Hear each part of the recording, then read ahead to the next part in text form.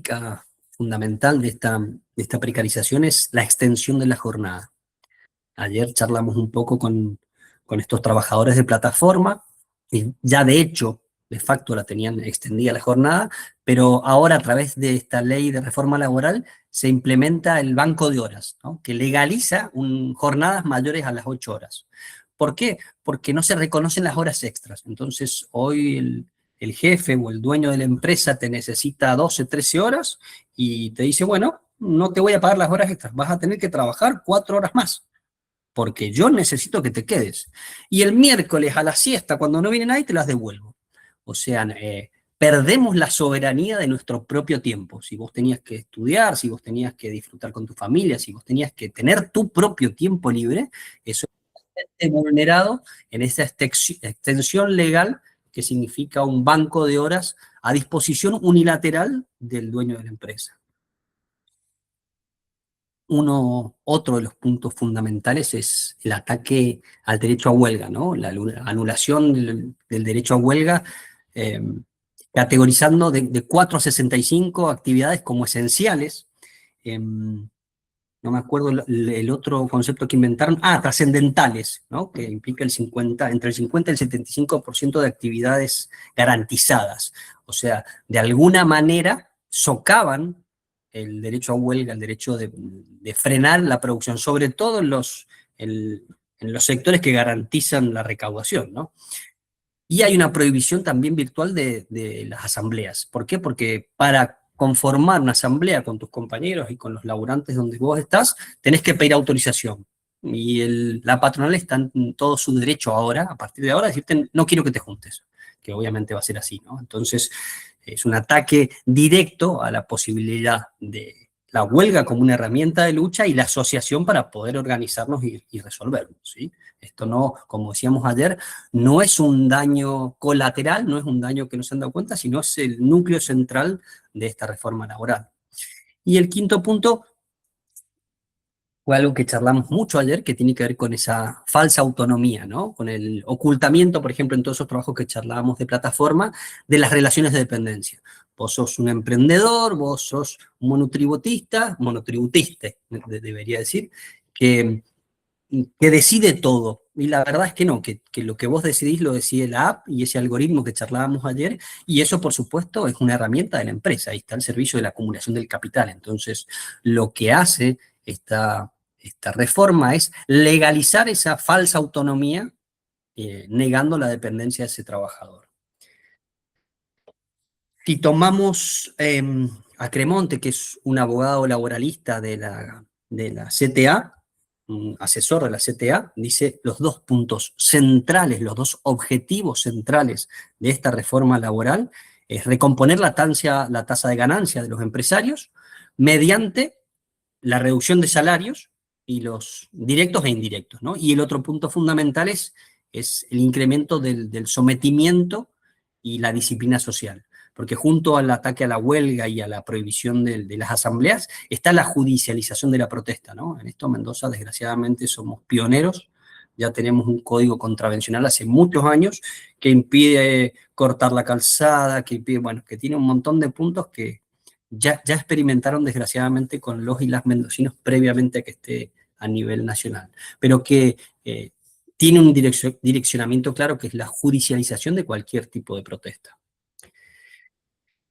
Y acá me meto, si hicimos una descripción de esa reforma laboral como el punto inmediato, actual, de un proceso más largo. Yo hago así porque señalo la escalera. Siempre insisto con que el proceso de precarización no es novedoso. Venimos desde el año 76 para acá. Por lo tanto, las consecuencias de esos otros momentos las estamos viviendo en la actualidad. Entonces, el Observatorio de la Deuda Social Argentina de la Universidad Católica Argentina tiene un trabajo donde mide la pobreza, una pobreza multidimensional. Es muy interesante el trabajo, yo se los recomiendo, se los voy a dejar a la Viviana para que lo pispeen.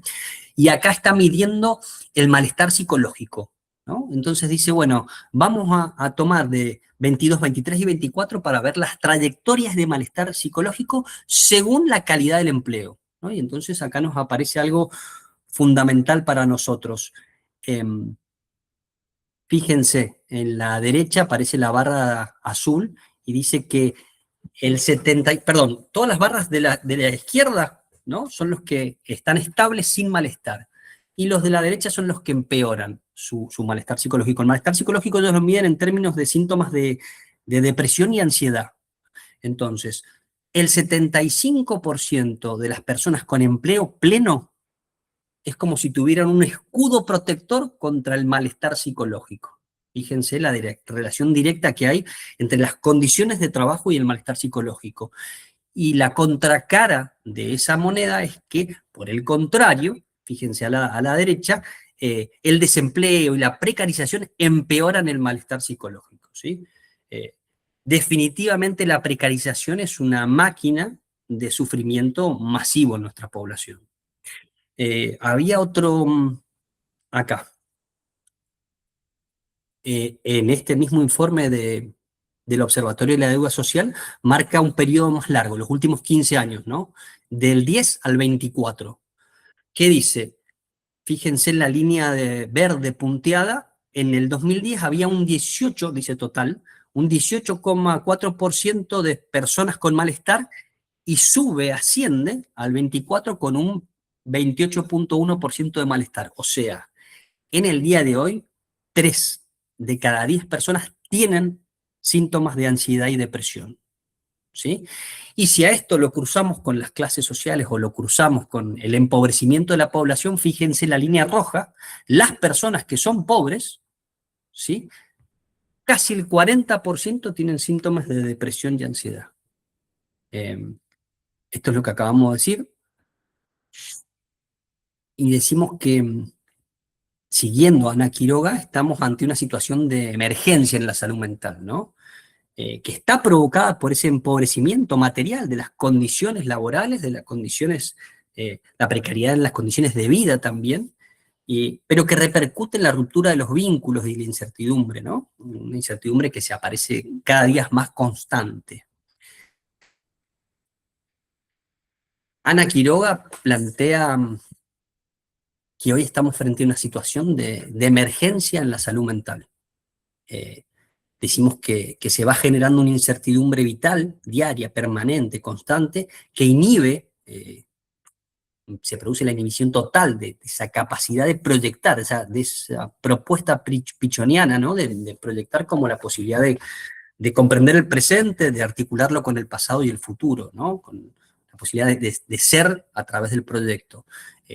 Porque esa incertidumbre que es vital se hace día a día, se hace de una temporalidad asfixiante, diríamos. Ese empobrecimiento vincular va degradando las condiciones de vida afectiva y hay una crisis profunda en las diferentes instituciones, ¿no? Ayer hablábamos del sindicato, pero también en la familia, también en la escuela o lo público, ¿no? Que históricamente otorgaban un lugar de pertenencia, un lugar de afianzamiento, de construcción con el otro, porque yo soy, porque soy y porque soy para otros, ¿no? Esos lugares nos daban una estructura de sostén y esos lugares hoy están en una profunda crisis, ¿no? Están históricamente,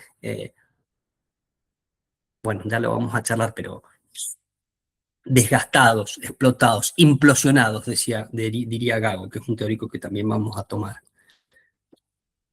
La precarización de las condiciones de vida generan un padecimiento que obstaculiza la comprensión de la propia identidad, esto que estamos charlando, ¿no? Las condiciones, la precarización laboral, que también se lleva a la vida cotidiana y a los otros ámbitos de la vida cotidiana, la familia del tiempo libre, van obstaculizando y generando padecimientos de forma masiva. Por eso dice Ana Quiroga, estamos en una situación de emergencia en la salud mental. Hasta acá, preguntas, dudas, yo no les veo las caras, acuérdense. ¿Comentan o sigo?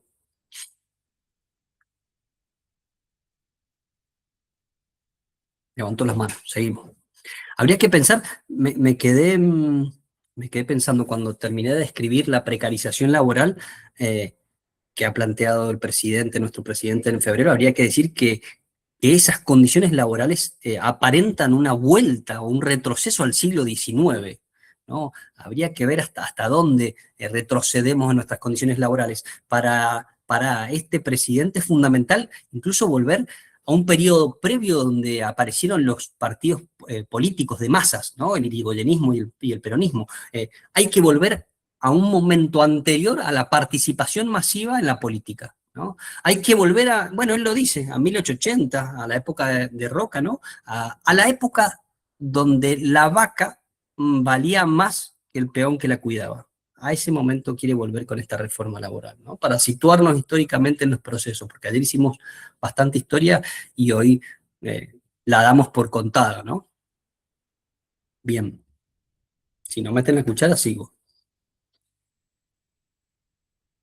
Frente a este estado ausente, decimos ausente y decimos ausente ¿en qué sentido?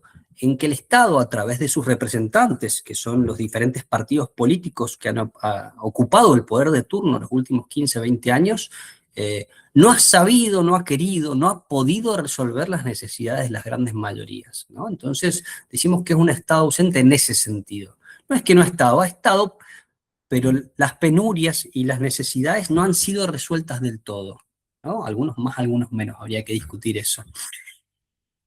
Frente a los sindicatos debilitados, como charlábamos ayer, o demonizados, ¿sí? Por el poder hegemónico, pero también corrompidos internamente en sus cúpulas muchas veces, frente a una escuela en crisis que se cae a pedazos, con docentes mal pagos, con una estructura en decadencia, y frente a una familia totalmente sobreexigida, lo que aparece es un terror de inexistencia, dice Ana Quiroga.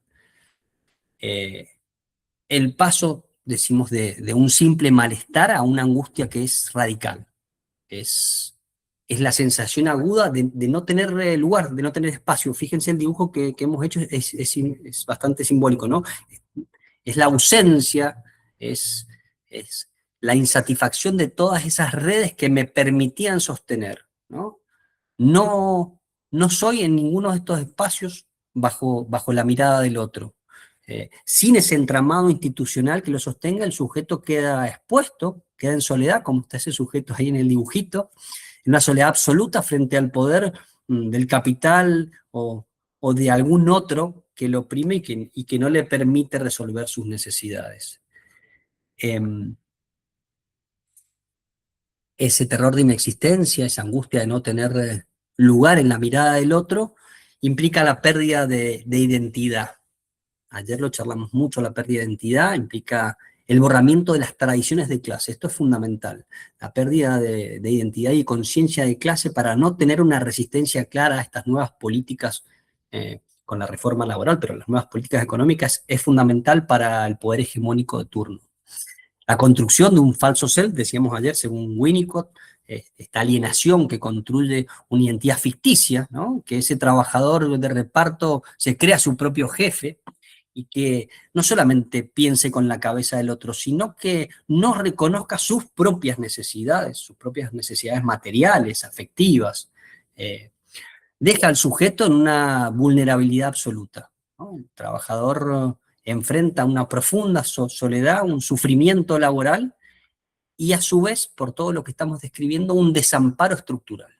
Un desamparo que es una arquitectura premeditada para poder transformar algunos aspectos de nuestra subjetividad y nuestra identidad. No son procesos casuales, sino bastante diseñados.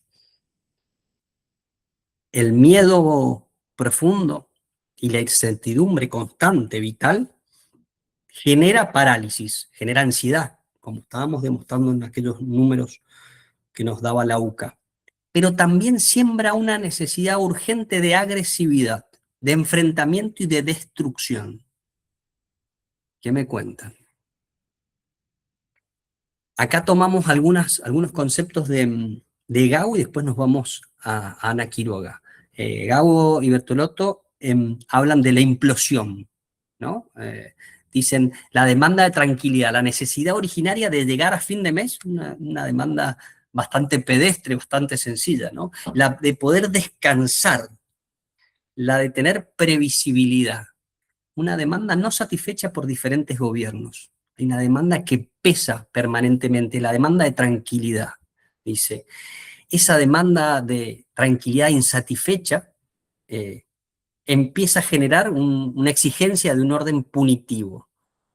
Al fracasar la tranquilidad, la fatiga y el agotamiento psíquico dirigen a veces la violencia hacia adentro, como describíamos recién en la depresión y en la ansiedad, y a veces hacia el entorno próximo, hacia el otro. En vez de tolerar, comprender o tratar de empatizar, lo que aparece es una demanda punitiva, una demanda de mano dura, de incomprensión, generalmente contra un otro que no lo merece, generalmente contra un otro que es más débil, generalmente contra un otro porque yo no logro encontrar quiénes son los responsables de esa tremenda angustia y ansiedad vital, ¿no? Es un proceso de alienación y de confusión, de no encontrarme en este orden social.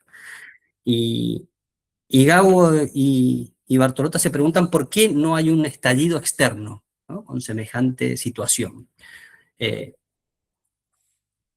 Ellos, yo en algunas partes acuerdo y en otras no tanto, pero ellos plantean que hay una sociedad que está implosionada, ¿no? A diferencia del estallido que es hacia afuera, a diferencia del 2001 que explotó, dicen lo que está pasando es una implosión hacia adentro.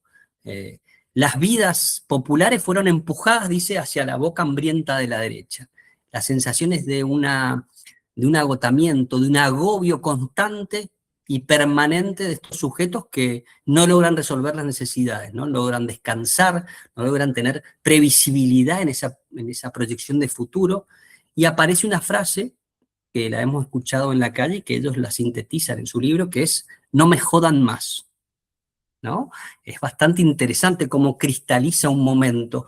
Así como yo recién hablaba del 2001, así como el 2001 era la explosión para afuera y el que se vayan todos y la bronca y una acción o una bronca que se planifica en acción y que se permite proyecto, el "no me jodan más" es una implosión interna, es el agobio, es la imposibilidad de la comprensión de lo que me está pasando, ¿sí?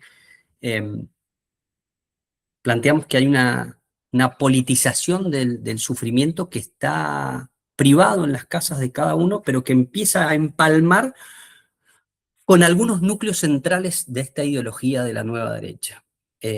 La nueva derecha logra capturar ese hartazgo, esa sensación de humillación acumulada, el desgaste emocional que venimos llevando de años de estancamiento, porque incluso si pensamos en términos económicos, la Argentina no crece desde el 2011, ¿no? Entonces desde allá venimos de un estancamiento económico.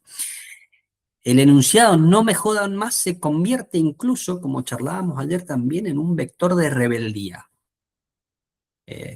Hay uno de los autores que trabajamos en este grupo de investigación que decía que la rebeldía se volvió de derecha, ¿no? Entonces, hay una necesidad de enunciar las complicaciones, las complicidades de la casta con este sistema que no resuelve mis necesidades, ¿no? Entonces, la derecha logra canalizar esa sensación de hartazgo, de humillación, de desgaste, de cansancio. La bronca legítima es redirigida contra estos puntos que charlábamos recién, ¿no? Contra el Estado benefactor que cubría necesidades, contra propuestas colectivas de resolución, ¿no? Entonces, se asume un discurso anticasta, ¿sí?, que intenta purgar la decepción del sistema, que intenta resolver eso que no se está pudiendo resolver o que los diferentes gobiernos no han podido, ¿no? Entonces, eh, aparece una visión aparece aparentemente una visión rebelde de la derecha que canaliza esta sensación de hartazgo. Y acá hay una frase de Ana Quiroga que yo la he ido separando porque me parece tremenda. No he querido sacar ni una sola frase, ni un solo comentario. Dice, si yo me fusiono con el líder autoritario, salgo del miedo, empieza diciendo Ana. El pensamiento autoritario y la construcción del enemigo, al transformar la diferencia en antagonismo radical, están profundamente ligados al miedo. Aparece el miedo y la necesidad, la urgencia de tener un enemigo, de construir un enemigo, alguien diferente, alguien que está antagónicamente opuesto a mí y a que, por supuesto, necesito destruir. ¿no? Hay algo muy fuerte, dice Ana, en este terror de inexistencia, que el miedo provoca la permanente necesidad de estar destruyendo, de estar enfrentando, ¿no? De estar vivenciando permanentemente esa angustia y la construcción de un otro que me lleve a proyectar todo esto que estoy sintiendo como una forma de sacármelo de encima, como una forma de resolver y de aliviarme semejante agobio. Y sigue la frase de Quiroga, dice, esto se ve tanto en los episodios de violencia social, doméstica, etcétera, como en la violencia de las narrativas. Si pensamos en los discursos de las nuevas derechas, esto es el pan de todos los días. Los de Milei que aparecen en las fotos, pero los de Trump también anunciando todos los días la invasión a un país diferente, la desaparición de un pueblo completo, la aparición de Venezuela con la bandera estadounidense, o sea, la violencia que marcan los discursos de esta nueva derecha son una situación cotidiana, ¿no? Sigue diciendo, se usan metáforas cargadas de la idea de destrucción, de aniquilación del otro, la posibilidad de poner un enemigo, de poner en un enemigo la fuente del miedo, esto que decíamos recién, produce alivio. A pesar de que sea momentáneo y no signifique la resolución del conflicto, pero por lo menos me lo saco, ¿no? Y algunos, como una forma de aliviar ese malestar, la bronca, ese sentido doloroso, incluso asumen proyectos que son realmente contradictorios a su propia necesidad, con esa, con esa necesidad de canalizar el miedo y de aliviarlo. Apoyo proyectos que incluso van en contra de mis propias necesidades. Para mí es algo bastante complejo, ¿no? Poder pensar esta fusión que plantea Ana Quiroga con un líder que es autoritario, que bien se puede pensar para diferentes formas de expresión de la derecha, ¿no? Eh, Ponemos también por ahí que la política es como un síntoma, ¿no? Ese mecanismo de alivio. Hablábamos del desamparo material en general, de la precarización laboral, de la inflación, de la inseguridad. Digo, para todo este desamparo material, la derecha tuvo sus propuestas, ¿no? Si hablamos de la precarización laboral, hablamos de la reforma, acá está la solución. Para años de inflación, la dolarización y el ajuste, acá tienen la solución. Para la inseguridad, la baja y la imputabilidad, la aportación de armas. Ojo, la derecha cala porque detecta perfectamente el desamparo material, ¿no? Plantea soluciones que tienen su intencionalidad, por supuesto, pero tiene muy claro cuáles son los caminos y los propuso frente al resto de las propuestas que no tenía caminos posibles, ¿no? Pero decimos, frente a ese desamparo material, hay un aumento drástico del malestar psicológico, esto que decíamos, medido en depresión, en ansiedad, en terror de inexistencia, en esa fragmentación subjetiva, y aparece esa posibilidad, esa delegación, esa construcción de un antagonismo radical que es fusionarse con un líder, ¿no? Y un alivio momentáneo, dice Ana Quiroga. Si yo me fusiono, salgo del miedo y es la posibilidad de poner un enemigo que me alivie. El giro a la derecha no es una conversión ideológica, es una estrategia psíquica de supervivencia ante un mundo que se va desintegrando, ¿no? Son momentos críticos los que estamos viviendo, no solamente en la Argentina, a nivel mundial, ¿no? Se está acabando la hegemonía a un mundo que supimos construir políticamente desde la Segunda Guerra, de la segunda posguerra hasta acá, ¿no? Incluso si pensamos en las diferentes alianzas, en los diferentes pactos, en los tratados internacionales de no invasión, en la ONU, en la Organización Mundial de la Salud, en algunos pisos mínimos de acuerdo, se están destruyendo, ¿no? Entonces, es un mundo que se desintegra en donde es difícil hacer pie, es difícil tener sostén, ¿no? Decimos después, se asumen proyectos contradictorios con las propias necesidades, ¿a cambio de qué? A cambio de la previsibilidad, a cambio del alivio, a cambio de la propuesta de voy a poder tener un proyecto en el cual me siento representado y siento la posibilidad de tranquilidad de estar. Y hablamos un poquito de la desintegración del tejido social. ¿Hasta acá? ¿Preguntas, dudas, comentarios?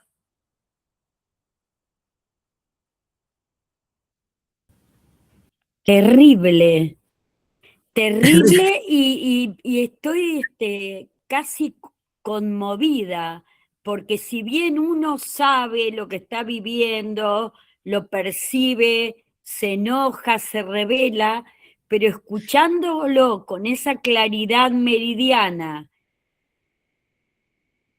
pero al mismo tiempo no sé si si en algún momento va a decir, acá tengo, esta es la carta de la salida, como que es, es muy preocupante. ¿Alguien más quiere meter la cuchara? ¿Opinar? Lo de Ruth es así, ¿no? La sensación de agobio al analizarlo y al describirlo, a uno se le va haciendo carne, ¿no? Esa sensación de implosión, a mí me interesó mucho cuando lo leí porque me describía sensaciones que son difíciles, ¿no? Es difícil cuando uno investiga y hace entrevistas que aparezcan cosas del índole de lo subjetivo, esas sensaciones de pesadez, de agobio, de estar explotado por dentro. Están buenas para poder pensarlas, pero están buenas no solamente por el interés de conocer, de analizarlas, están buenas porque tenemos que analizar para transformar, porque tenemos que hacer bien la realidad en la que es, no en la que nos gustaría, no en la que muchas veces utilizamos en el discurso, porque, bueno, esto es una crítica que hemos tenido muchos de los que militamos, yo he sido parte del gremio 10 años y hemos discutido muchísimo. Por ejemplo, en la educación pública, que es para nosotros una gran bandera. Bueno, pero las escuelas de barrio están destruidas. Entonces, cuando viene una propuesta derecha y te dice, más allá de que sea mentira, te dice, te voy a dar un vale, un cheque, y vos te vas a ir a buscar la escuela que a vos se te dé la gana, es legítimo que la madre de esos 3 pibes que van a la escuela de barrio que está detonada, destruida, diga, che, esta sería la salida, esta sería una propuesta para que yo pueda salir de esta estructura que está detonada. Entonces, cuando nosotros hablamos de una educación pública es genial, tenemos que defenderla, pero tenemos que saber exactamente cómo está. No tenemos que fantasear que está impecable, no tenemos que fantasear que plantea una salida que hoy no es, ¿no? Por lo menos las primarias. Entonces, es importante describir lo más finamente posible esta realidad para poder pensar estrategias. En eso está bien que la descripción sea asfixiante, pero nosotros tenemos que describirla y armar y pensar, ¿no? 2 o 3 cositas. Yo no tengo mucho más, debo estar 10 minutos más, pero 2 o 3 cositas de la desintegración del tejido social. Em, Se produce la naturalización de la crueldad en este discurso, ¿no? Este nuevo formato, estas características novedosas del capitalismo requieren un sujeto que desprecia al otro. Necesitan que nosotros transformemos nuestras viejas miradas colectivas, nuestras viejas miradas de transformación y de lucha, para poder construir una subjetividad que sea afín a esto, ¿no? La crueldad debe dejar de ser un tabú para volver a ser un lenguaje o para ser un lenguaje político válido. ¿Qué quiere decir? Tiene que ser decible un montón de cosas que implican crueldad, que implican el desprecio. Yo les pongo un ejemplo. Dice, Milei profundiza su discurso de odio, dice el articulito, textuales palabras. Sí, soy cruel. Parásitos mentales, cucas inmundos, soy cruel con ustedes, con los empleados públicos, con los estatales. ¿No? Necesito poder degradar a ese otro antagónico al nivel de una rata, como lo hacía el nazismo, para poder eliminarlo con el convencimiento de que no es más que una cucaracha o una rata, ¿no? Es necesario y articulado que así sea. No es obra de la casualidad ni del discurso de una persona desequilibrada mental, que tiene sus desequilibrios, pero no es casual, ¿no?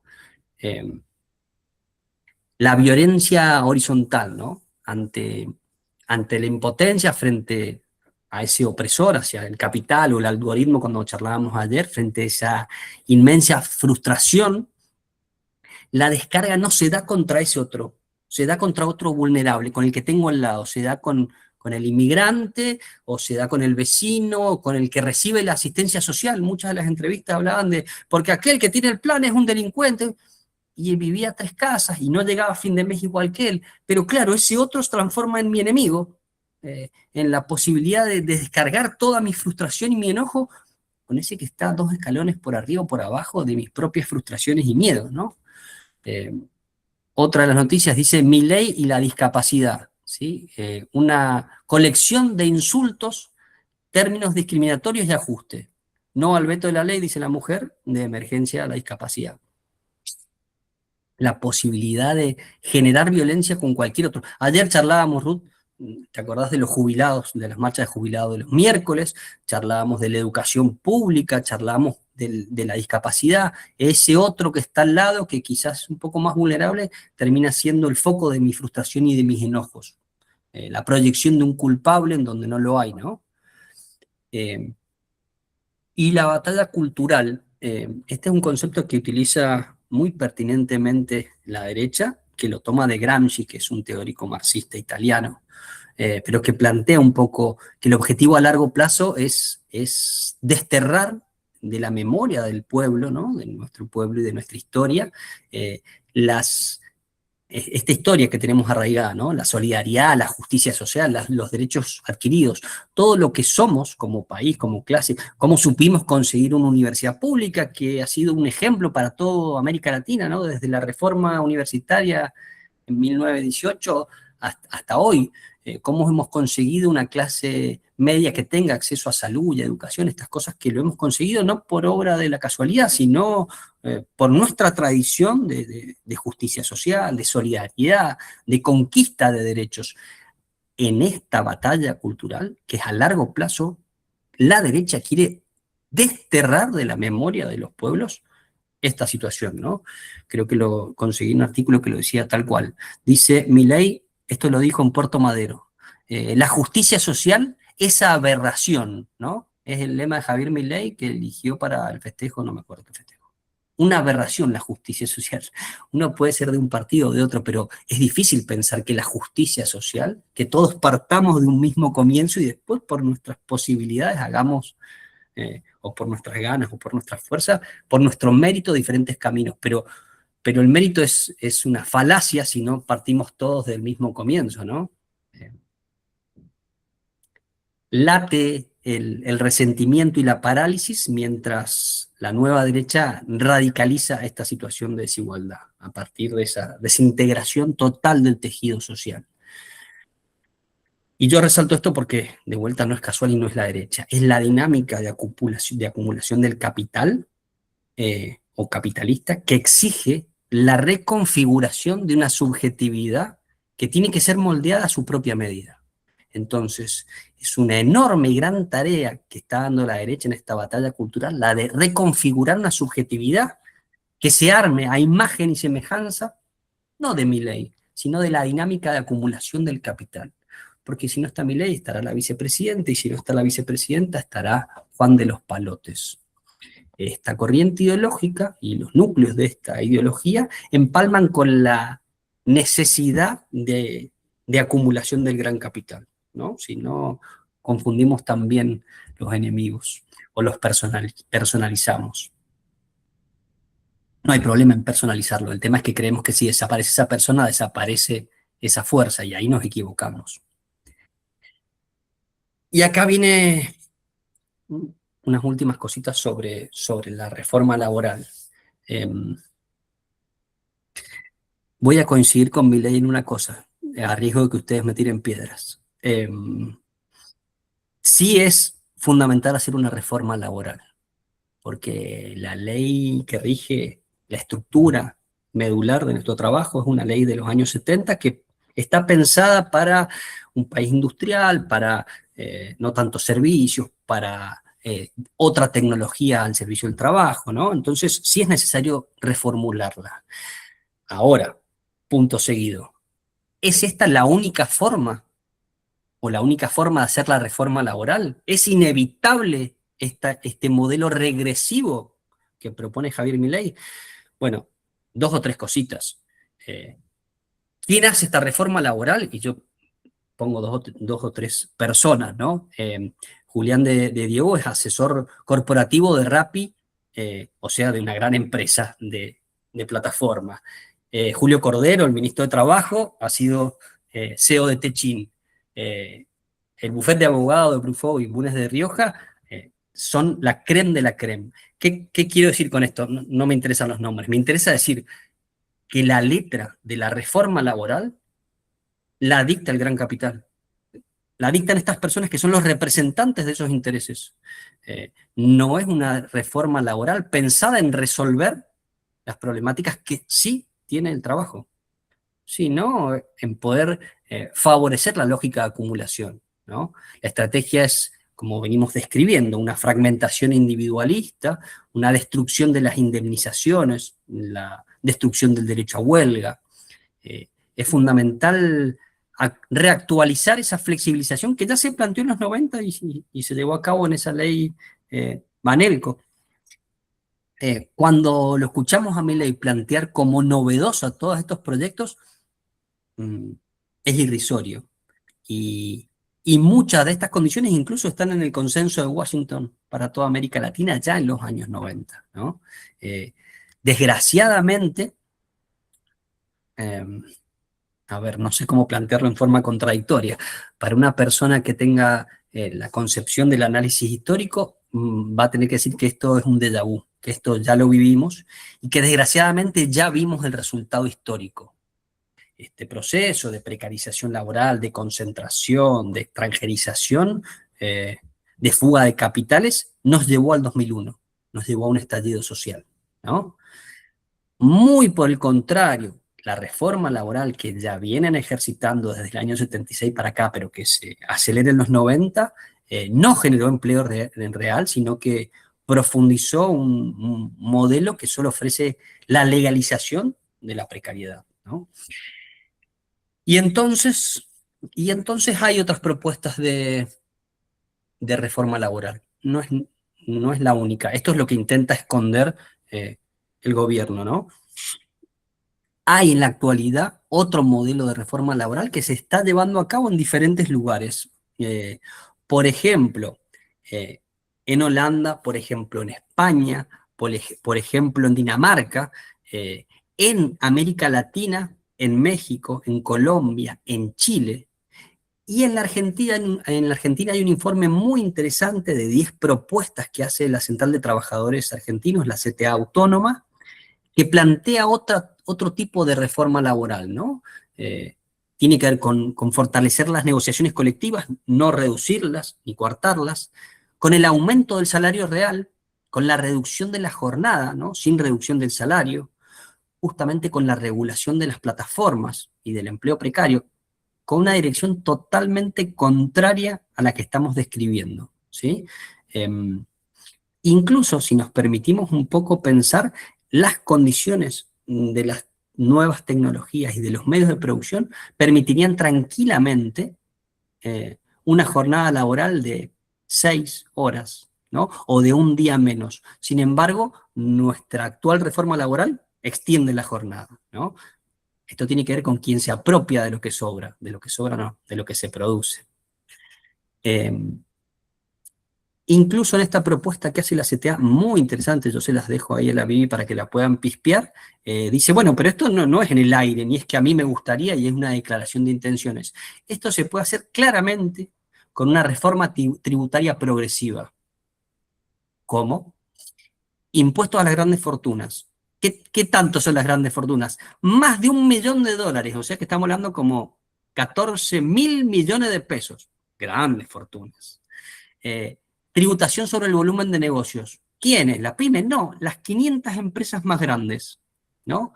Gravámenes a la economía digital y a las rentas financieras, los que realmente se llevan la ganancia en pala, ¿no? Entonces, con una pequeña reforma tributaria, yo podría perfectamente armar una estrategia que mejore las condiciones de trabajo de las grandes mayorías, ¿no? La reforma laboral no sería para esta postura una herramienta de ajuste, sino un mecanismo para disputar la distribución del ingreso y para revalorizar el trabajo, ¿sí? Dos cositas más con respecto a la reforma laboral. Es una falacia técnica que las empresas se asfixian por la protección o por los derechos laborales de los trabajadores, ¿no? No hace falta ser economista de Harvard para decir que esto es mentira.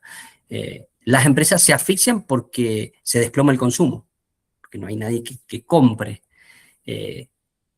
porque la contratación de los y las trabajadoras no depende del marco normativo, depende de la demanda que haya de la producción, ¿no? Argentina necesita un cambio de rumbo soberano que implique estimular la producción real, garantizar salarios dignos, redistribuir la riqueza. Decíamos que la Argentina no crece económicamente el PBI desde el 2011. Necesita crecer para producir, para poder tener salarios dignos, ¿no?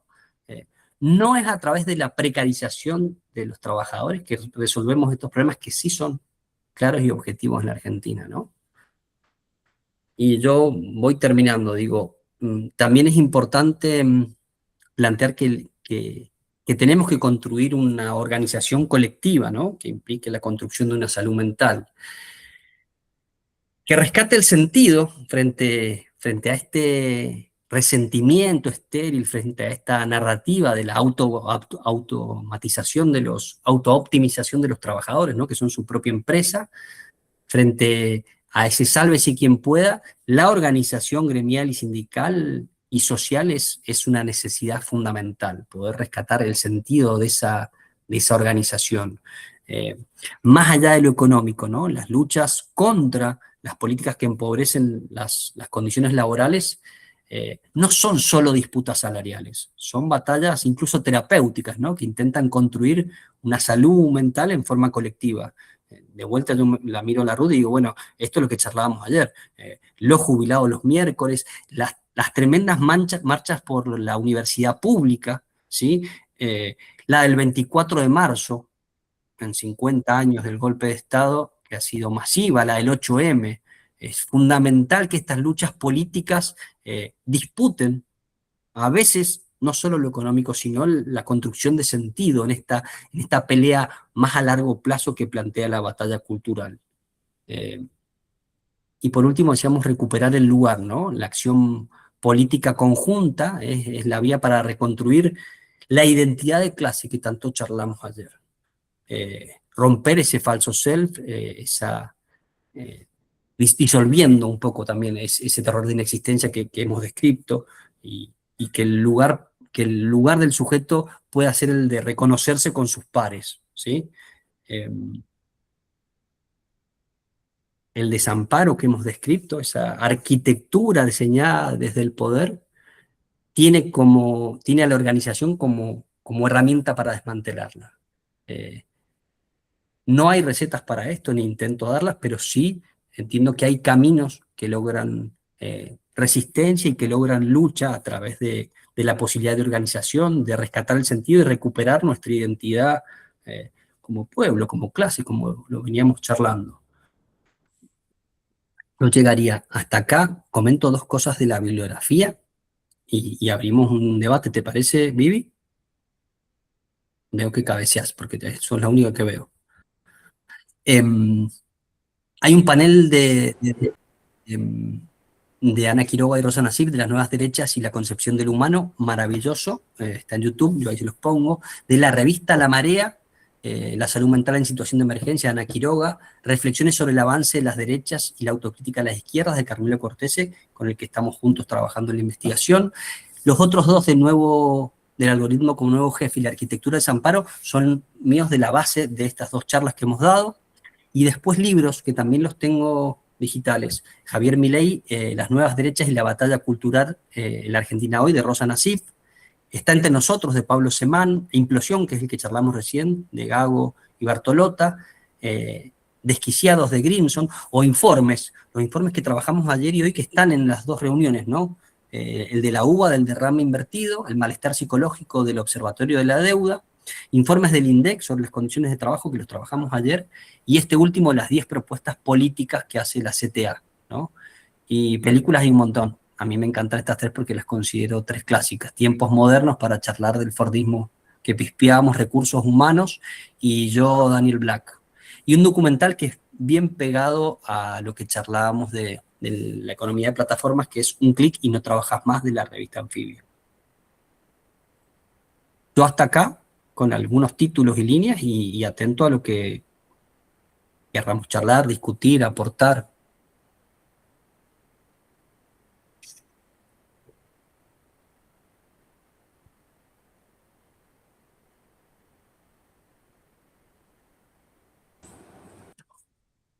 ¿Hay alguna duda, alguna pregunta que pueda surgir que quieran decir? Está habilitado, ¿eh? Está habilitado.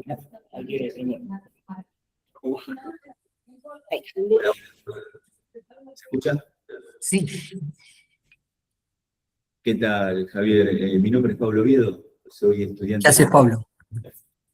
Y mi consulta es, dentro de tu conocimiento y toda la información que manejas, ¿qué condiciones se tuvieron que dar para que un Javier Milei hoy esté gobernando Argentina?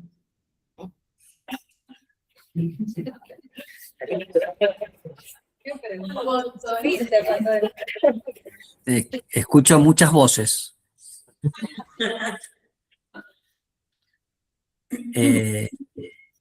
Bueno, las que se dieron, muchas de las que acabamos de charlar. Por supuesto que esto es una charla que está solamente orientada a las condiciones de precarización. Estas no son las únicas condiciones que produjeron el ascenso de la nueva derecha.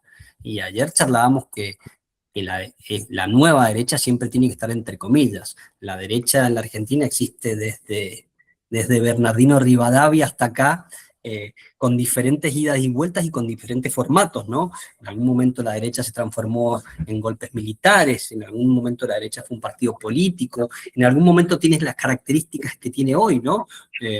Con ese discurso agresivo, con esto que acabamos de escribir.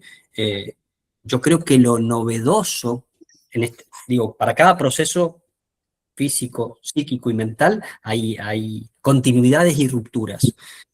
Creo que lo nuevo de la derecha es lo popular.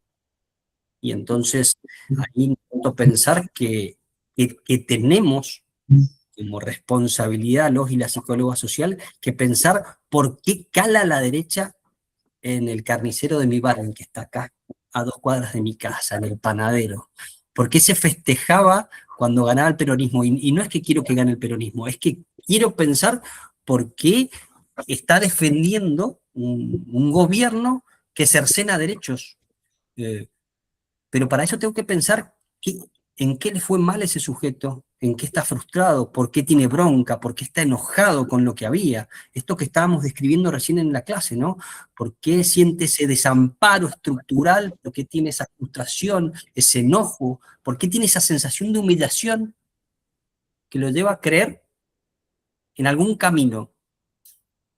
¿Cuál? Y pocos plantearon caminos para resolver, ¿no? Y yo decía recién, bueno, la derecha planteó caminos claros, a mí horrendos, pero claros. Y te decía, bueno, con la inflación, dolarización y ajuste. Con la inseguridad que sentís vos, que sos cajera del supermercado, cuando volvés a tu casa, bueno, baja la imputabilidad y portación de armas. Los caminos son tremendos, pero tienen un destino, tienen un punto de llegada.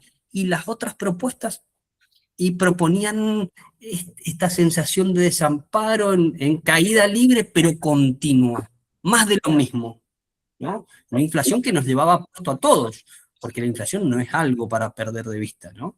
Yo entiendo muchas cosas de la macroeconomía, bueno, entiendo no tantas, pocas cosas de la macroeconomía, pero sí entiendo de mi bolsillo, que si yo gano 10 pesos y la inflación me lo va comiendo, no llego a fin de mes, y esa angustia, esa ansiedad, esa incertidumbre es tremenda, ¿no? Entonces, hay muchas condiciones, entiendo yo, que se conjugan para el ascenso de esta derecha. Nosotros, en esta charla, en esta exposición, solamente tomamos algunas que tengan que ver con la degradación estructural de las condiciones de trabajo, y con algunas de las patologías psíquicas o de ese malestar psíquico que aparece descrito también por Ana Quiroga como una situación de emergencia en la salud mental. Pablo, no contesto porque no tengo un una bola de cristal mágica, algunos elementos para poder pensar en todo caso. No, no, muchas gracias. Igualmente la entiendo que ya fue respuesta. Gracias, Gabriel.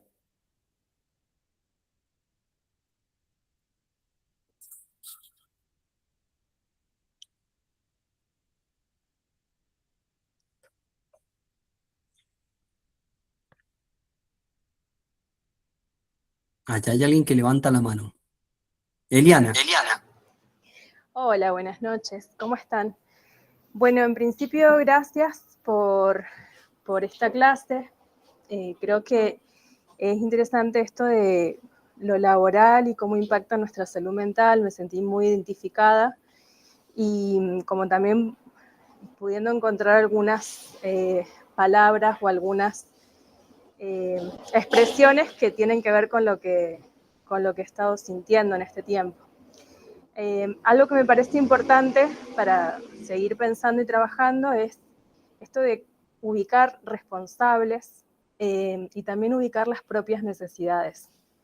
Ayer hablábamos de la alienación, entonces pensaba cómo es esto de poder pensar realmente, pensarnos qué nos está pasando, cómo estamos viviendo, y si a la otra persona, quien está a mi lado, dejó de verla como un enemigo y puedo entender que desde sus frustraciones, de sus conductas y establecer estas formas de comunicación para rearmar redes, que creo que es lo que nos han querido romper, sería una posibilidad de transformar.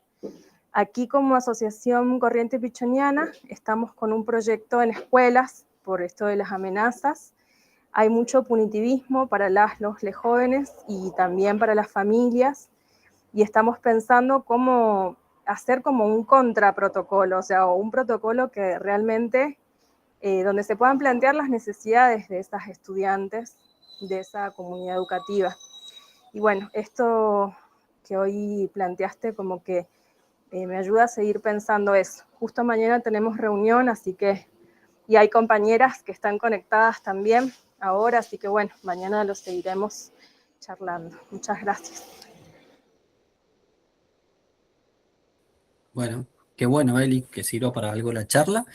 Y, y ante esta ofensiva del capital en sus múltiples formas, por supuesto que tenemos que pensar estrategias de resolución, aunque parezcan chiquitas y cotidianas, son las que vamos tejiendo para volver a armar esas redes de contención de lo que queremos y de lo que necesitamos, ¿no? Ojalá les vaya bien en la reunión de mañana. Gracias.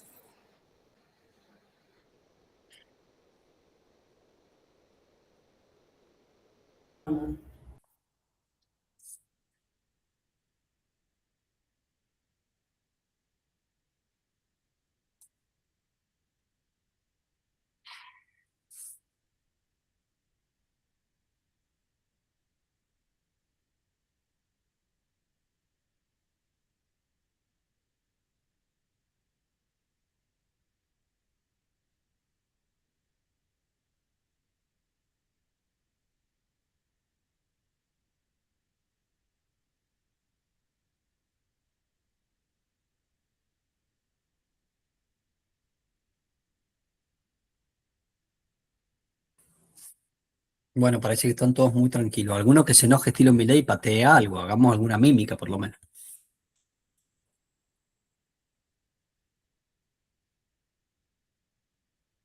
Dale, Ruth. No puedo, el silencio me puede, tengo La que decir ansiedad. algo. Bueno. No, pero estoy pensando desde casi que, desde que empezó la charla, que es entendible ponerse en lugar del otro, cuáles fueron las necesidades que llevaron al otro a elegir esta propuesta que a nosotros nos parece tan horrorosa, pero no puedo entender el accionar de los que supuestamente nos tendrían que estar representando.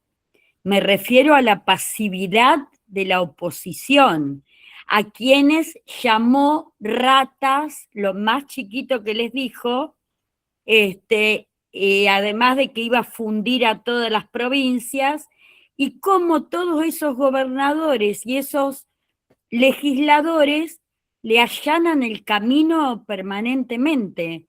Me duelen más los propios que los otros, porque yo de los que están en el gobierno no esperaba nada, pero de los que supuestamente me representan.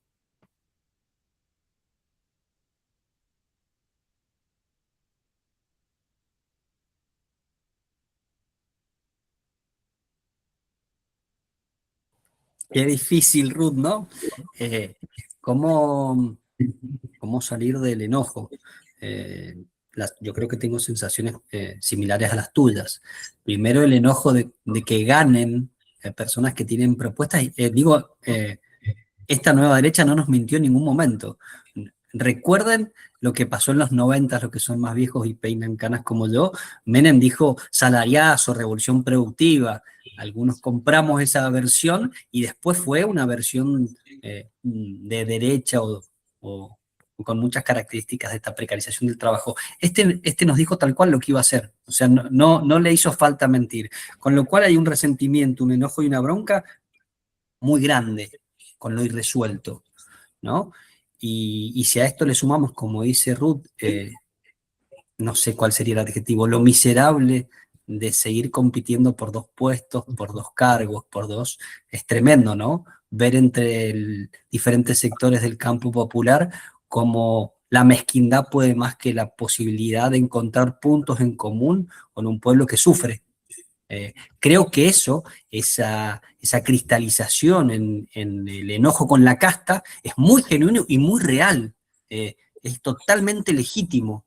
Es un enojo con aquellos que se separaron tanto de su pueblo que no lograron representar no solamente en sus enojos y sus frustraciones, sino que se separaron en cuanto a cómo se iban apoderando de lo que producimos todos, ¿no? Cómo se iban riendo y enriqueciendo a costillas del empobrecimiento de las grandes mayorías. Entonces, eso caló.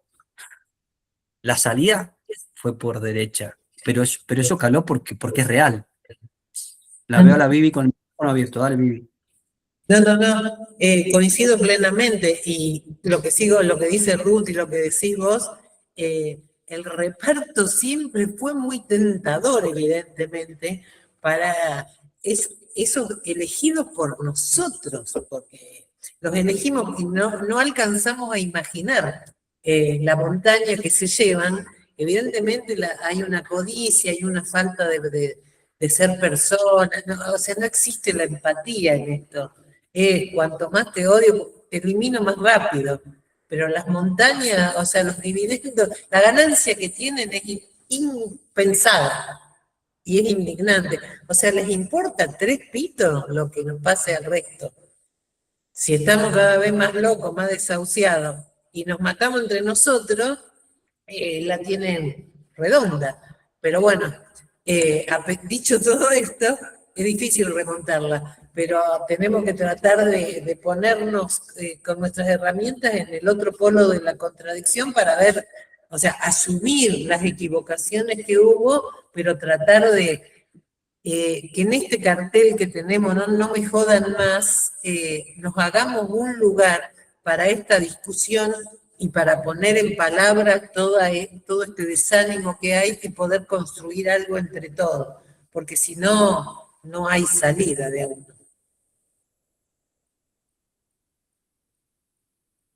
Sí, es fundamental también, ahí va la Ali. Es fundamental también hacer un serio ejercicio de autocrítica y de lo no resuelto. Si no, no hay una nueva propuesta superadora real, ¿no? Si no nos damos cuenta que no se resolvieron eh, o que las condiciones de la educación pública y de muchas cosas que se pregonaron no son tales, es difícil que podamos también volver a enamorar con otra propuesta de otro proyecto, ¿no? Dale, Ali, que vos has levantado la mano. Buenas, ¿cómo va? La verdad es que no lo tengo muy elaborado. Vengo pensando desde ayer como de distintas cuestiones que fueron saliendo y si mal no entendí, pensaba en esto de que lo que se vive hoy en algún punto ya se vivió, que no es que no sucedía, sino que como que surge en otras formas, en otro formato, o la nueva derecha, y ahí pienso como en su contrario, que serían las nuevas resistencias, también otras nuevas formas de resistir. Entonces pensaba, bueno, ya se nombraba la CGT como desde la acumulación de poder y de representatividad y de cómo, nada, ha sido el proceso de lucha en nuestro país y bueno, pensaba que es solo un ejemplo, ¿no? Que es importante como psicólogos, psicólogas y psicólogos sociales poder analizar para poder entender, para luego poder planificar y para luego poder reelaborar lo que está pasando como desde ese punto de partida, como la propuesta también de ir a mirar y de ir a buscar dónde están esas nuevas resistencias, esas nuevas organizaciones que se están generando, grupalidades o formatos para poder acompañar esos procesos también, digo, como para poner más fuerza también a eso que está sucediendo. No sé, lo pensaba en la marcha universitaria o la lucha universitaria en Mendoza. De repente había un montón de grupalidades de jóvenes, incluso de adolescentes, de secundaria, volviéndose a juntar, y que eso no es nuevo, pero que por un tiempo no estuvo o estuvo medio frenado y ahora como que está de a poco tomando más fuerza, bueno, poder acercarse a acompañar esos procesos. En Mendoza estamos con el tema del agua y la lucha por los bienes comunes, y también hay mucha organización y tenemos asambleas históricas, pero de ahí también están surgiendo grupalidades.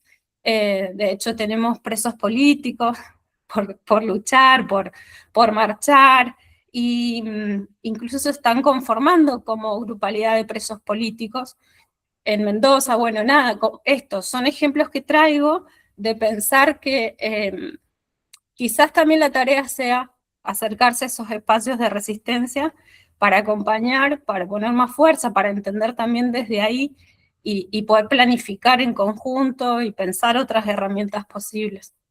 Eso nomás. Sí, total. Por allá en el aula, creo que han levantado la manito. Bárbara. Javier, hola, buenas noches. Buenas. ¿Cómo te va? Vine un poco tarde porque estuve ocupada en otras tareas, pero apenas me desocupé vine a escuchar por lo menos un tramo de tu charla. Y vos sabés que, te digo a vos, pero en realidad lo hago extensivo para todos, ¿no? ¿Me escuchás? ¿Me escuchás? Sí, ahí está. Sí, se escucha perfecto. Digo que hace desde ayer que me quedé pensando, porque desde la psicología social tenemos algunos conceptos que si tal vez, posiblemente haya que ajustarlos a las nuevas características de este momento que estamos pasando y viviendo, del impacto que tienen en nosotros. Pero yo la verdad, por ejemplo, en un artículo que se llama Participación Social y Salud Mental, que escribe Ana Quiroga hace muchos años, no sé si te acordás, si lo tenés presente, ella dice que un primer momento, digamos, en este camino de transitar el cambio, es poner en palabras ese momento. Es decir, esto que de alguna manera estuvimos haciendo ayer y hoy, ¿no? Juntarnos para poder compartir el dolor y el padecimiento que como nosotros venimos pasando ya hace largo tiempo, mucho más aún que este señor, no sé qué tipo de personaje es, en el poder. O sea, primera cuestión, ¿no? Poner en común, podernos compartir, pero que no alcanza solamente con hablar y compartir, porque como bien han preguntado los compañeros, tanto ayer como hoy, el tema es, bueno, ¿qué hacemos con esto? ¿No? ¿Qué camino? Perdón, Marta, no se está escuchando bien. ¿Se escucha? ¿Me escucharon ustedes? Sí, acá sí, pero a lo mejor. Ahí afuera. ¿Vos me escuchás, Javi? Ahora sí. Bueno, digo que no solamente es la cuestión esta de poner en palabras el padecimiento, porque eso sería una cuestión catártica, ¿verdad? Sino que además es imprescindible, como digo, como han planteado algunas compañeras y compañeros ayer y hoy también, lo que plantean tanto yo como Ana, cuando acumulan o cuando plantean esta definición de conciencia crítica.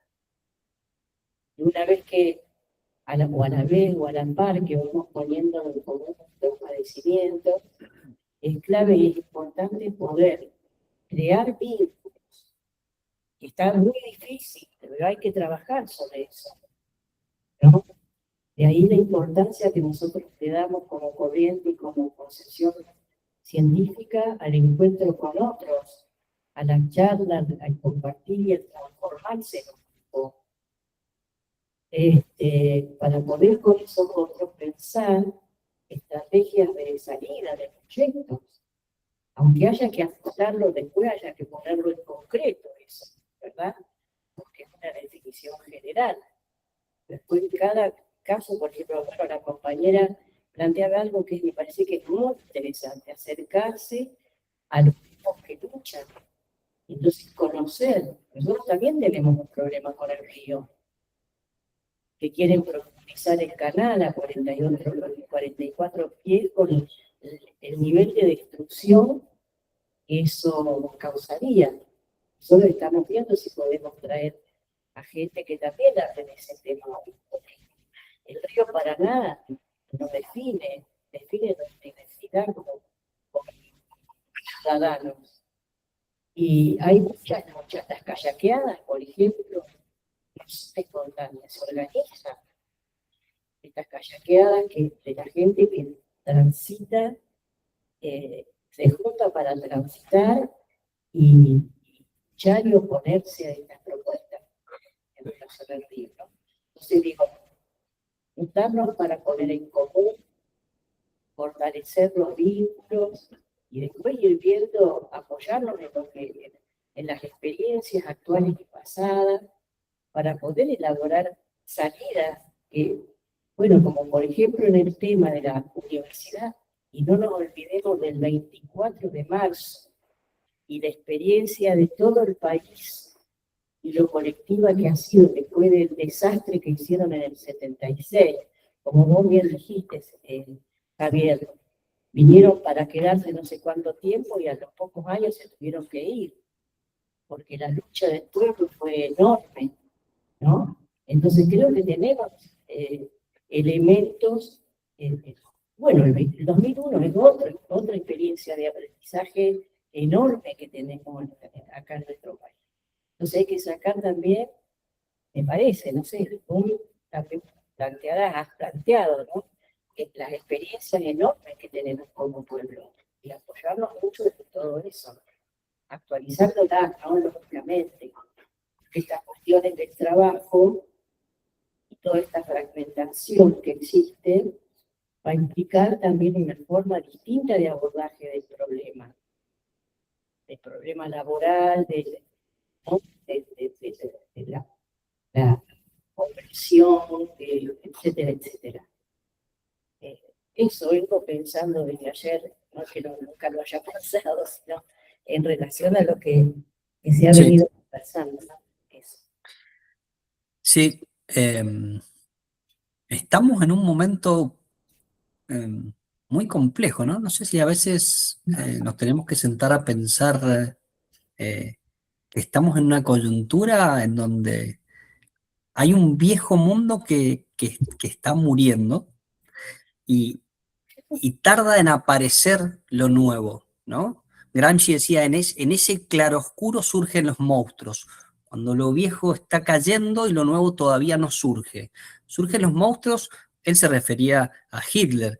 Hoy podríamos pensar en un Milei, pero también en un Trump, también en un Bukele, también en un montón de personajes que plantean la crueldad y que plantean la humillación como herramienta de construcción, ¿no? Entonces, creo que estamos en una coyuntura que muchas veces no somos conscientes de que está desapareciendo algo y que nuestra desesperación, nuestro enojo, nuestra frustración es que lo nuevo no está. Hay versiones de lo viejo que no resuelven y lo nuevo no aparece, entonces aparece mucha angustia por no poder encauzar proyectos.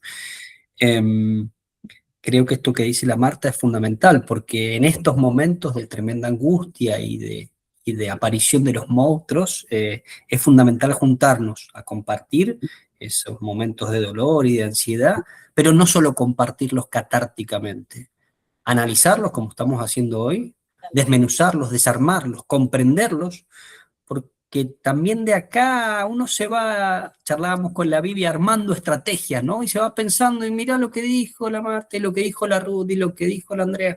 Uno se va armando con otros y con otras en su cabeza, mucho más allá del día de hoy. Y en esto me parece que lo de la Ali que comentaba recién es la tarea de los y las psicólogas sociales. Nosotros no somos un partido ni somos una organización política, somos psicólogos sociales. Nuestra tarea per se es el acompañar a esos sujetos que están transformando la realidad, que están ejerciendo esa adaptación activa, esa idea de proyecto, esa comprensión que decía Pichón en ese insight de dónde estoy yo y dónde me ubico en ese sistema productivo. Entonces, creo que nuestra tarea tiene que ver con eso, con la posibilidad de acompañar estos atisbos de estrategia, desde la lucha por el agua, como decía Alicia, por el río, como decía la Marta, pero también por la educación pública, por el recuerdo y la recuperación de ese 24 de marzo, por el 8M, por un montón de cosas que nos hacen y que nos congregan y que nos vuelven a identificar con lo que somos, ¿no? Entonces, ojo, que esas que parecen perdidas, y vos decís, tremenda marcha y no logré nada, despacito por las piedras. Quizás la respuesta no es inmediata y no cumplieron con la ley de presupuesto universitario. Pero ojo con los resultados de las luchas que no son tan inmediatos.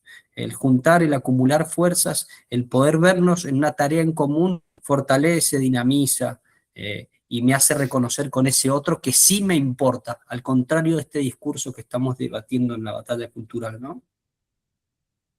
Gaby, Sí. una vieja compañera, ¿me escuchan? Sí. Una vieja compañera decía una cosa que a mí me parece fantástica. Dice, si yo me miro al espejo todos los días, seguramente que no voy a visualizar ningún cambio. Pero si miro una foto vieja y una actual, me voy a dar cuenta de todo el tiempo que ha pasado y lo que ha cambiado. En la historia social, humana, creo que también los tiempos que a veces nos apremian porque somos los que protagonizamos esa historia y necesitamos de los cambios, el tiempo no es el tiempo social, entonces no es para conformarme lógicamente porque hay que salir y hacer todo lo que más se pueda por modificar y dejar plantado alternativas mientras uno vive, pero también considerar esto, que no es que hoy marcho y mañana están las universidades con los presupuestos que se necesitan, sino que es un proceso complejo, ¿no? Como el del envejecimiento personal, pero mucho más específico.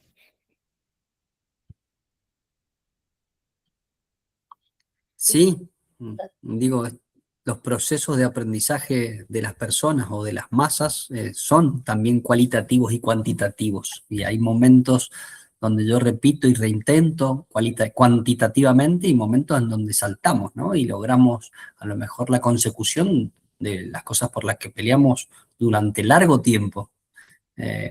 Con esto no digo paciencia ni tiempo al tiempo, no, el tiempo nos urge y tenemos que estar, ¿no? Y tenemos que, como psicólogos sociales, acompañar esos procesos, pero a no desesperar, porque como charlábamos ayer, hemos salido de momentos muy oscuros y hemos traído muchas veces el recuerdo del 76. Hemos salido de momentos oscuros porque hemos sabido resolver entre todos y colectivamente padecimientos tremendos. Yo confío en esa potencia que tenemos como pueblo, pero no una confianza abstracta, ingenua o boba. Es es una confianza basada en procesos históricos reales. No nos las contaron en un cuento que termina como una película de Hollywood donde se besan. Nos las contaron nuestros abuelos, nuestros viejos, cuando fueron peleando por conseguir esos derechos laborales o por salir de procesos tan oscuros como una dictadura, o del 2001, ¿no? Entonces, está en nosotros esta posibilidad de reencontrarnos. Yo creo que estos espacios como este también son disruptivos, ¿no? En momentos de tanta aceleración, de tanto sigo, corro, esquivo una piña, esquivo la otra, ahora sacaron esto. Bueno, pararse y pensar y analizar y comprender más profundamente y tratar de compartir y pensar que hay otros y otras que están haciendo y tratando, a mí me reconforta, a mí me ayuda a poder pensar que mañana hay otros conmigo, otras.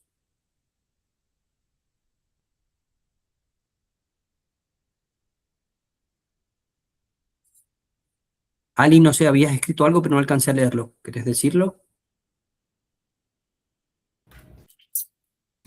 No, es algo muy sencillo, que una conversación también donde se traía esto de no hay estrategias, no estamos cambiando nada, no, bla, bla, bla, alguien dijo, no, lo que pasa es que estamos siendo y haciendo ahora en este proceso, por eso todavía no hay lo concreto, lo visible, o lo que ya conocemos como esas estrategias o herramientas de lucha. Estamos siendo, estamos haciendo, y bueno, va a llevar tiempo. Yo sí digo paciencia, pero activa. Tal cual.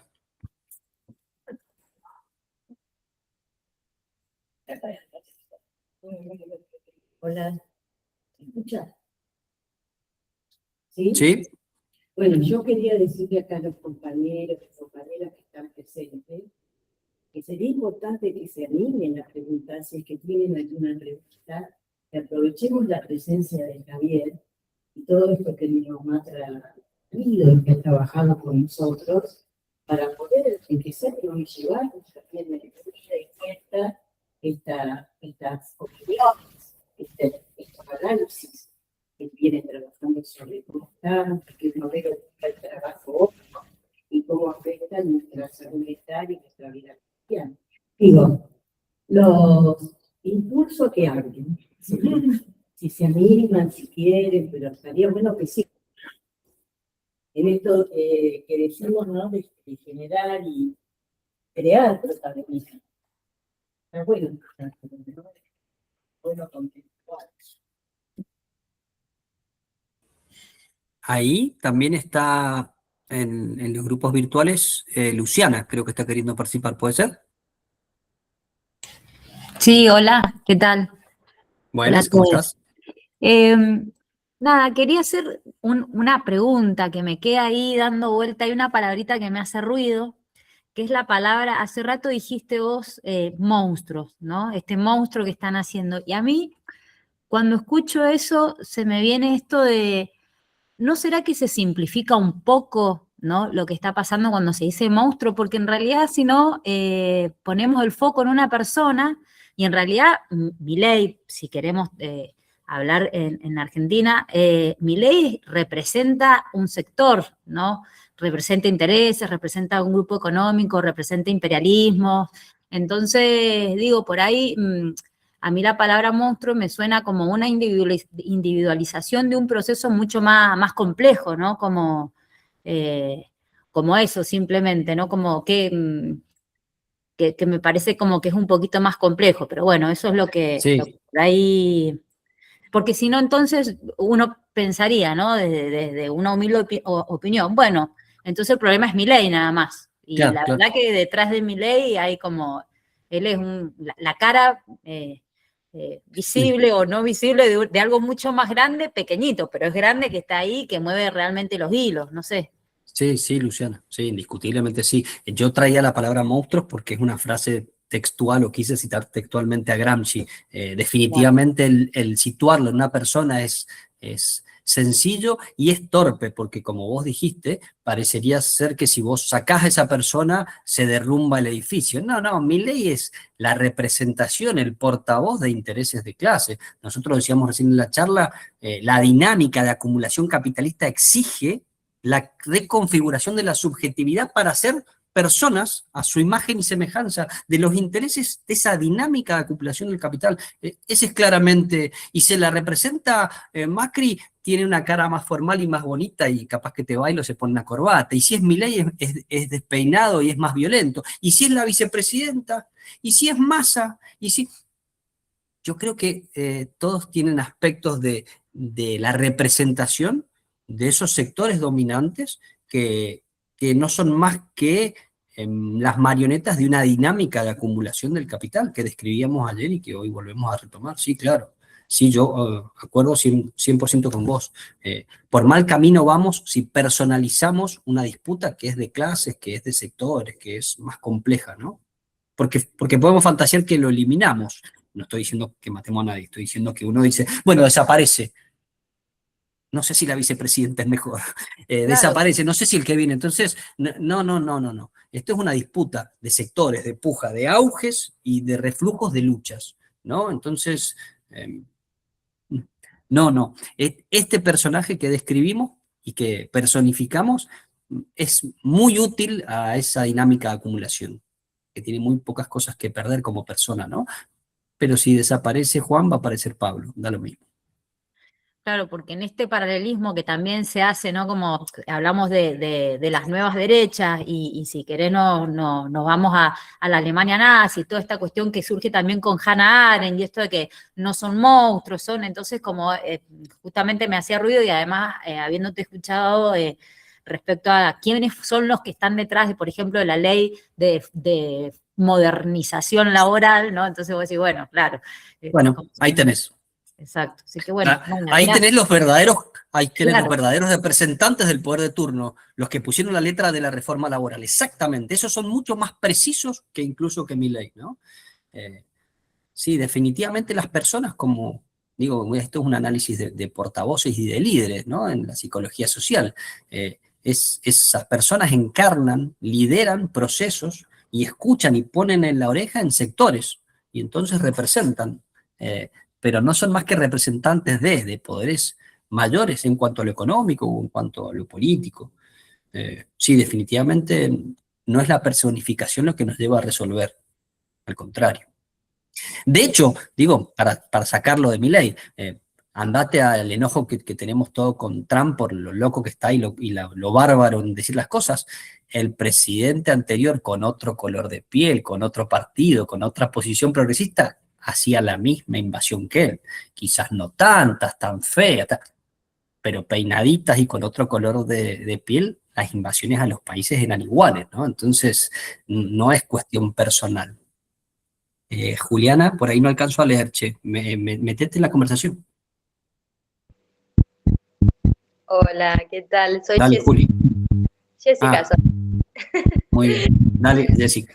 Ayer estaba muy ansiosa, bueno, y comenté todo lo que me estaba pasando y, bueno, hoy estoy un poquito más baja. Tengo el nivel un poquito más bajo. Pero bueno, lo escuchaba a usted recién y se me vino a la cabeza de que si entonces cambian de presidente, va a ser lo mismo. O sea, el capitalista siempre va a manejar como unas... va a tener esa maniobra hacia el presidente que esté de turno. Y no va a cambiar mucho nada. Y sí, yo en el 2001 pasé todo, era chiquita, tenía 15 años, pero ya era mamá. Así que la pasamos terrible y se notó todo ese problema que hubo dentro del país. Y fue terrorífico, pero después vino la calma, pudimos salir de todo eso. Y después empezamos de vuelta. Es como que es una red que se va tejiendo cada vez más y no sé, no hay solución. Pero bueno, eso se me vino a la cabeza cuando recién hablaba. O sea, eh, no, no sé en qué forma eso, digamos, en la lucha, como decía Alicia, estar con la gente que lucha, sí, estamos, porque yo he ido a marcha, he ido, y bueno, y ahora como que no, digamos, fuimos a marcha, ayudamos, hasta hoy en día está terrible. No está para la gente que lo necesita. Eh, Está todo muy feo acá en Argentina. Y no hay respuesta, no hay respuesta porque yo lo escucho a usted y es como que sí, te abre todo a la cabeza lo que usted está diciendo. Pero, ¿qué solución puede ser? Sé que no son políticos, que son psicólogos social y que uno entiende eso en ese punto. Pero bueno, eso es lo que se me vino a la cabeza. No sé si entendí bien o no.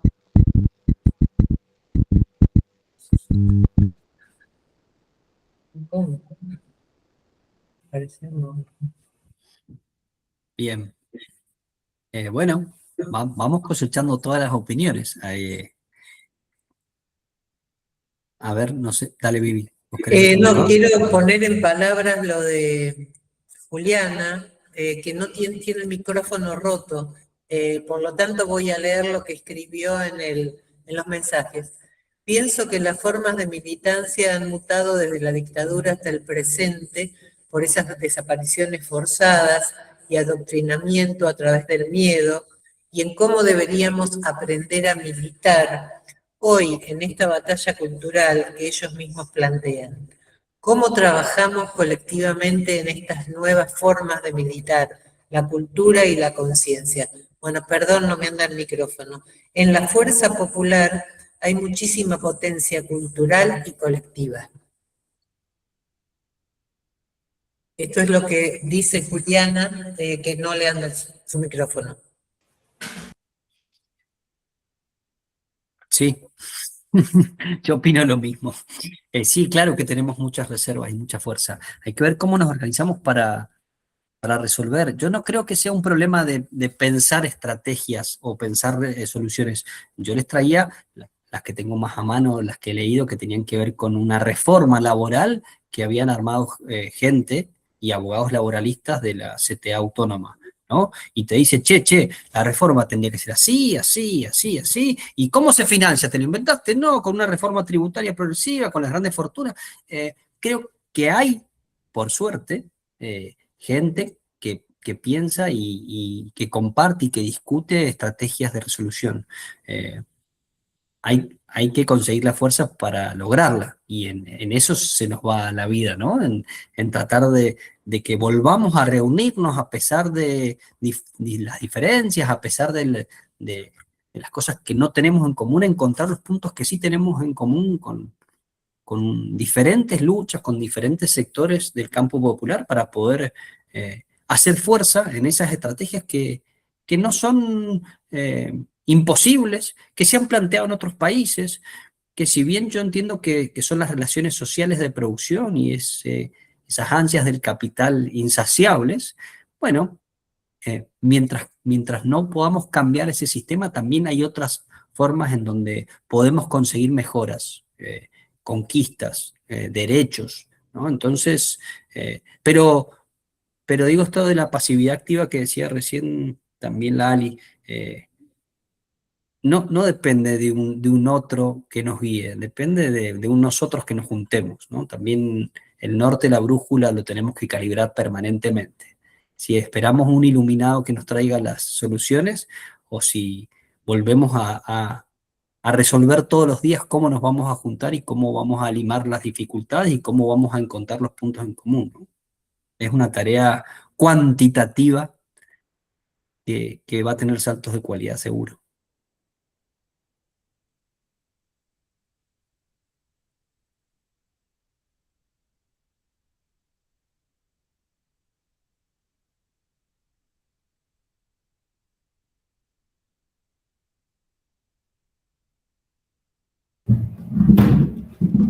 Buenas.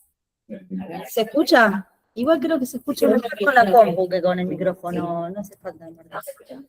¿Ahí se escucha bien? Sí. Bueno, perdón si soy un poco desordenada. Bueno, acá ya me conocen mis compañeros, que empiezo a hablar y me cuesta sintetizar porque estuvo muy buena, muchas gracias. Fue súper claro, me parece, el desarrollo de cómo se fue desarrollando, en la redundancia, esta política hambreadora, precarizadora.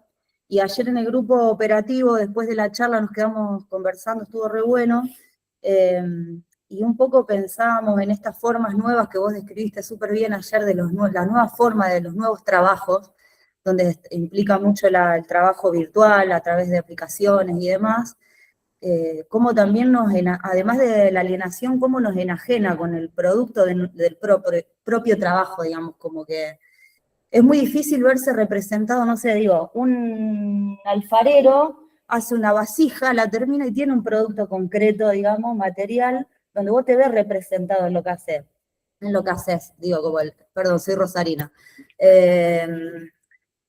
Entonces, no sé, y eso nos traía a pensar, por ejemplo, a mí, no a los chicos, cómo, por ejemplo, en Bolivia, el pueblo que se levanta ahora, porque es un pueblo que es mayoritariamente campesino en ese país. Entonces hay una identificación muy fuerte con el trabajo de la tierra. Entonces eso se ve directamente, o sea, es muy difícil salir a defender algo que uno no siente, o que no conoce, o que se siente ajeno. No sé, como me parece que quería aportar eso. Y después, indefectiblemente, a pesar de estar pensando en la reforma laboral, no podía dejar de pensar también en que casi la mitad de estos trabajadores y trabajadoras están fuera del sistema formal de trabajo. Y es mucha gente. Y mucha gente trabajando fuera del alcance de estas leyes nefastas.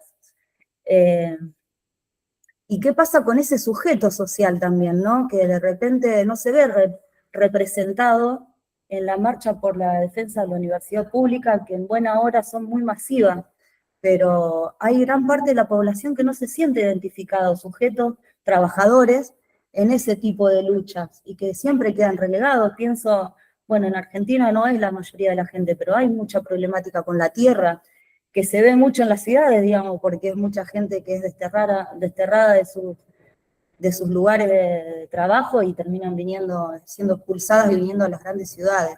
Entonces, ¿qué pasa en las luchas o si nos atrevemos a pensar el sujeto de las luchas como un poco más amplio de la formalidad? Porque hay mucho trabajador y trabajadora en el marco de la informalidad.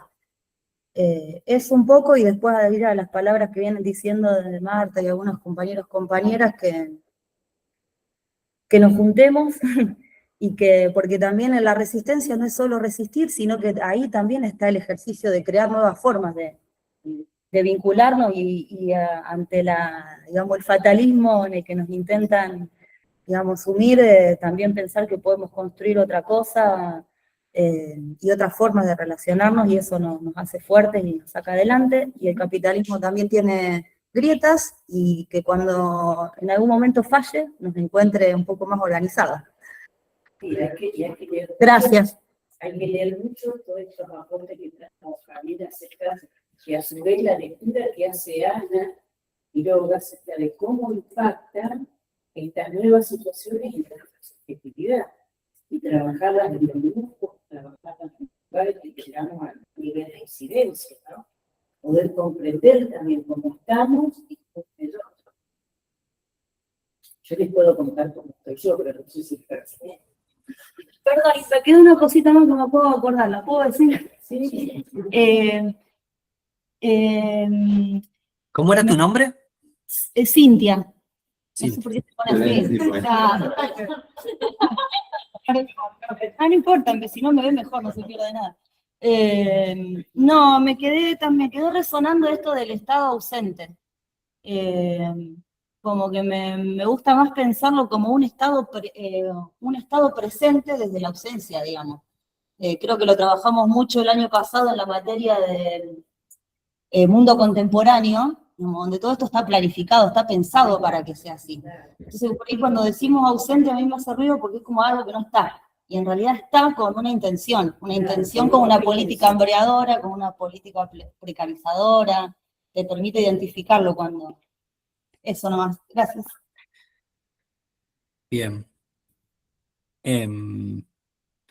Sí, lo que estás diciendo de la reforma laboral y casi un 43% de personas que no están dentro de la formalidad, es así. Desde ayer estábamos planteando que hay una precariedad preexistente y que la reforma laboral no viene más que a legalizar esa precariedad que ya existe, ¿no? Lo cual es, vos decís, bueno, pero si hay una mitad que está afuera, sí, sí, sí, y ahora es legal que esté afuera. Antes era ilegal, lo cual es un retroceso. Entonces es jodido. Y fui anotando los puntos. Lo de la universidad pública coincido, ¿no? Es un espacio de ascenso social, de promoción, es un espacio democrático, un espacio que hemos sabido construir como quizás ningún otro país de América Latina, salvo México, pero también es real que no todos pueden entrar a la universidad pública y que hay que tener la plata para sacar las fotocopias y que hay que tener la plata para el pasaje colectivo y que hay que tener para ir. Entonces, supimos construir y defender una universidad pública, pero no es absolutamente democrática. Muchos de los que trabajamos ahí seguimos peleando porque las puertas sean más grandes, ¿no? Para que pueda entrar la hija de ese empleado, de ese trabajador de la construcción o de esa empleada doméstica, que muchas veces no llegan. Entonces, a lo conquistado hay mucho todavía que sumarle. Lo del Estado ausente indiscutiblemente es como lo estás planteando. El Estado nunca está ausente, jamás. Está ausente por omisión. Se ausenta de la conquista o de la organización de las políticas sociales, pero para dirigir el dinero de un plan social a comprar un avión a Dinamarca, no me acuerdo dónde los compramos, unos F-16 el año pasado, pues está muy presente. Ese anarquismo capitalista que plantea Milei en la teoría, que plantearía una ausencia de Estado, es una falacia enorme. Claro que las grandes empresas y el capital necesitan de un Estado absolutamente presente que dirija el dinero a donde ellos quieren. Nunca está ausente, no ha estado ausente en ningún momento del Estado capitalista, ni ha estado ausente en los países socialistas, ¿no? El Estado es, por definición, una herramienta de los que tienen el poder para poder dirigir ese país. El poder lo puede tener la clase obrera, lo puede tener el capitalista, lo puede tener, no sé, veremos de acuerdo a los momentos históricos, pero no existe esa falacia de los 90 de un Estado que no está. Sí está para dirigir el dinero o las arcas de lo que todos aportamos para donde quiere. Está bien presente para no dar dinero a la universidad o a los discapacitados. Bien presente está para sacárselo. Y después no me acuerdo que habías puesto de la organización, pero bueno, es lo que venimos charlando, la posibilidad de resistir, bueno, también lo que decía la Marta, de ir resistiendo, e ir pensando y analizando cuantitativamente para poder saltar y proponer cualitativamente, pero para eso tenemos que estar organizados y tener propuestas y analizar, porque cuando sea nuestro momento tenemos que estar listos, y eso no es obra de la casualidad, ni de algo fortuito. Tenemos que estar preparados como psicólogos y psicólogas para acompañar a los protagonistas de la lucha y para protagonizar nosotros también, ¿no? Pero bien formados tenemos que estar, bien analíticos tenemos que ser para poder comprender esa sociedad que nos toca y para poder saber acompañarla y tener herramientas, ¿no? Otro presente, pero por omisión, es el Poder Judicial.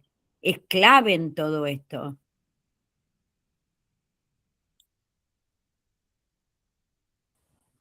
Avi, Sí, me decían acá sí. los compañeros que sería media hora de ir cerrando este encuentro, salvo que haya alguien más que quiera hacer algún planteo, pero que vayamos pensando en un cierre entre todos, ¿eh? Una despedida, digamos, y un agradecimiento a todo lo que nos has brindado con todo ese aprendizaje y esos análisis que has hecho acerca de las condiciones actuales, que siempre son difíciles de analizar. Generalmente nos es más fácil analizar el pasado, pero no tanto con lo que estamos viviendo, por la propia implicancia que uno tiene, ¿no?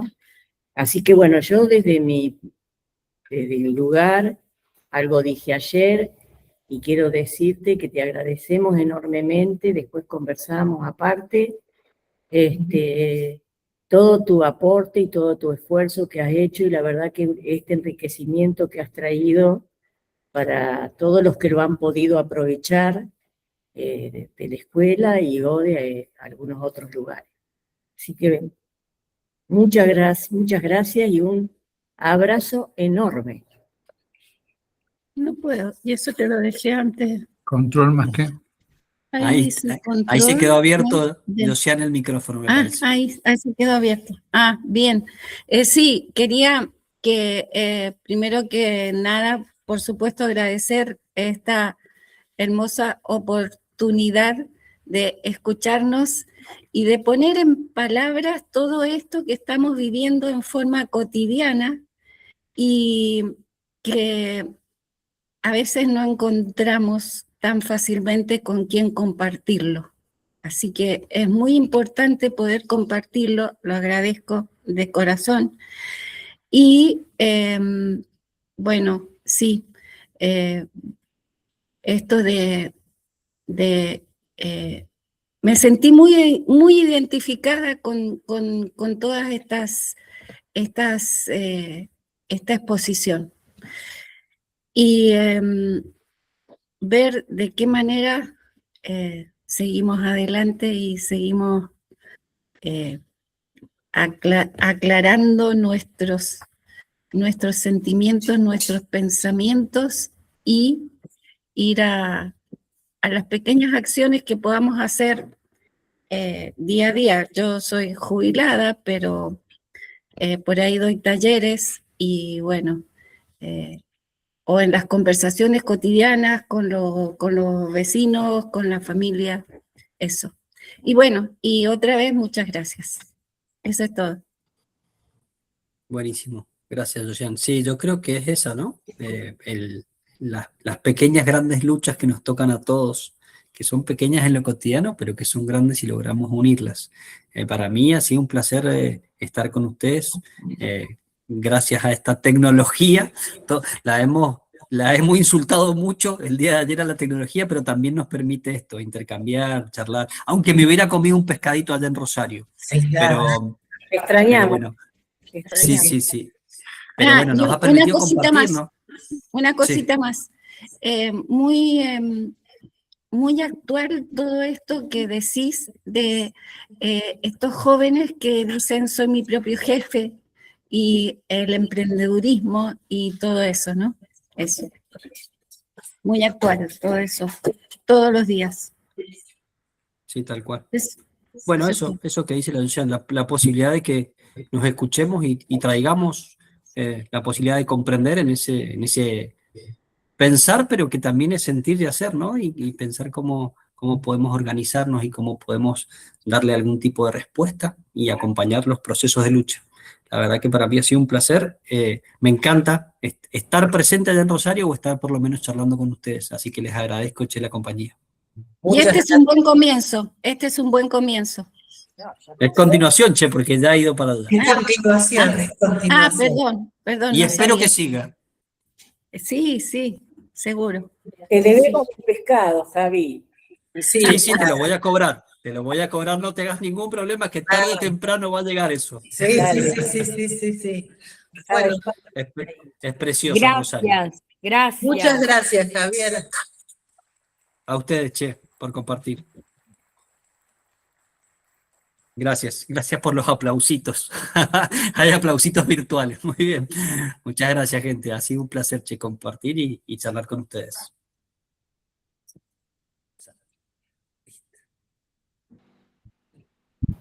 Que anden bien.